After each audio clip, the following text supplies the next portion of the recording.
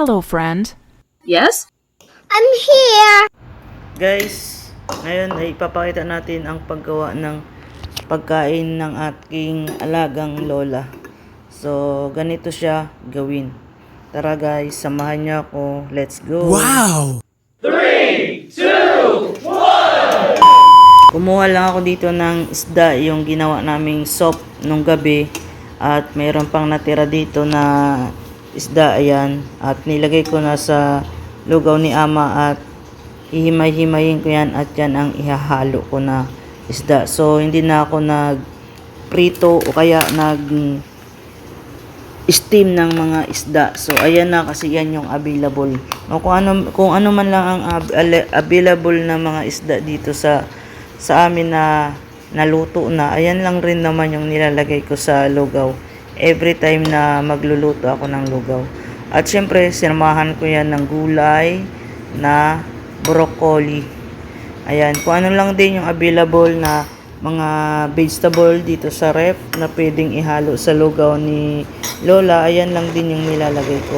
Tapos biniblender ko siya para ihalo sa gulay, sa lugaw, para yung pagkain niya, yung pag-digest ni Lola ay hindi siya mahirapan. So, ngayon kasi sa panahon ngayon ay ganito na siya kumakain, lugaw na, tapos biniblend na yung mga gulay kasi nga matigas at nahihirapan yung kanyang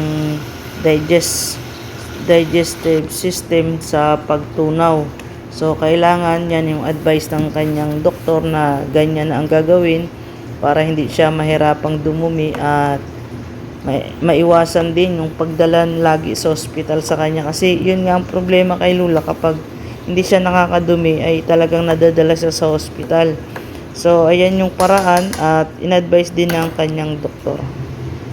Ayan, tapos yan niluto ko nga sa tingko, inulit ko ulit ang pagluto para ma-double cook siya dahil yung tubig na nilagay natin dyan ay hindi pa napakuluan.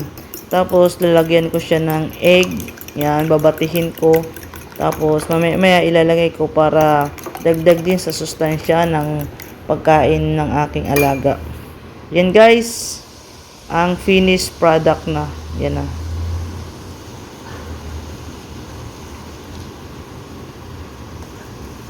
Hintayin na lang natin na matapos yan mapakuluan, tapos ready to eat na mamaya. Papalamigin na natin, tapos ipapakain na kay Lola.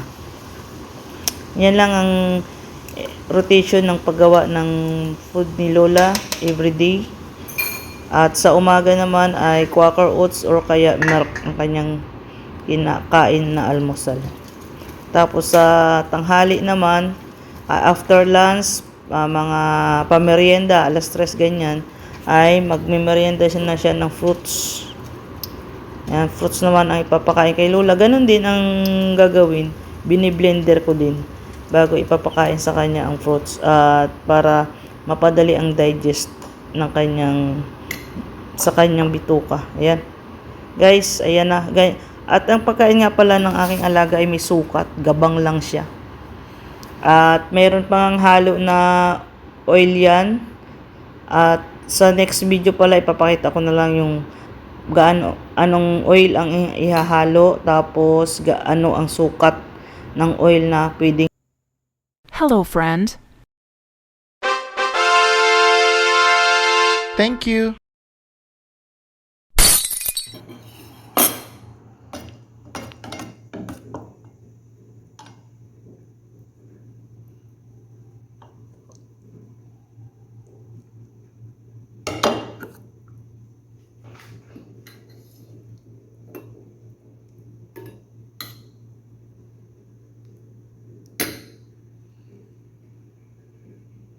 Guys, ito yung lugaw ni ama. So sukat na sukat natin, gabang lang siya.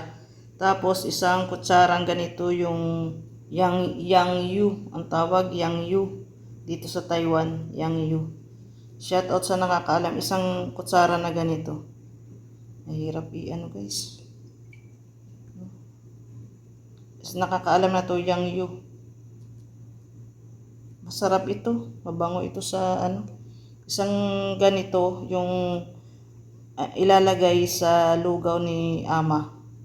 Ang purpose daw na to guys ay sabi ng kanyang nutritionist, yan, isang ganito. Halo natin.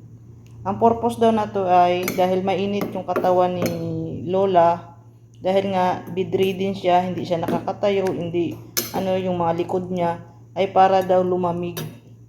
Tapos yung sa kanyang pagdudumi ay hindi rin siya mahihirapan. Ito yung purpose din. Kaya naglalagay ng isang ganito sa kanyang lugaw. Yang Yu ang tawag. Sa mga nakakaalam dito sa Taiwan, shout out dyan. Nilalagyan ng Yang Yu ang lugaw ni ama, isang ganito scoop. Yan lang guys, pinakita ko sa inyo ang lugaw ni ama na may Yang Yu. Mabango yan, mabango.